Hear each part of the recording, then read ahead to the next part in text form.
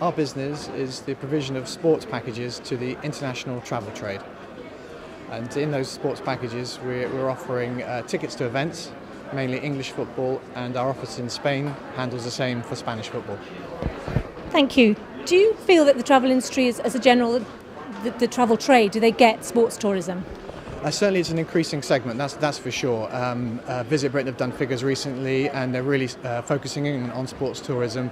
We've had the Olympics here recently, of course, but there's a much wider recognition that people are motivated to travel because of sports events, that's for sure.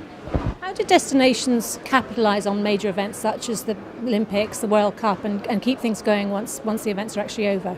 Well, of course, that's a very big question, and tourist boards in countries all over the world will be asking themselves that. But it certainly puts a spotlight on the destination, and I think a lot of incoming companies in those cities will benefit usually after the event when tourists come back and want to explore and see where it all happened. Is this phenomenon of people not coming because a major event, is that true or something that the press likes to go with? Well, yes, we call it displacement in the industry. Yes, it does happen. Big events can give a bit of a negative press for cities, and I think this year some businesses will have said that they had a drop-off in business around July and August.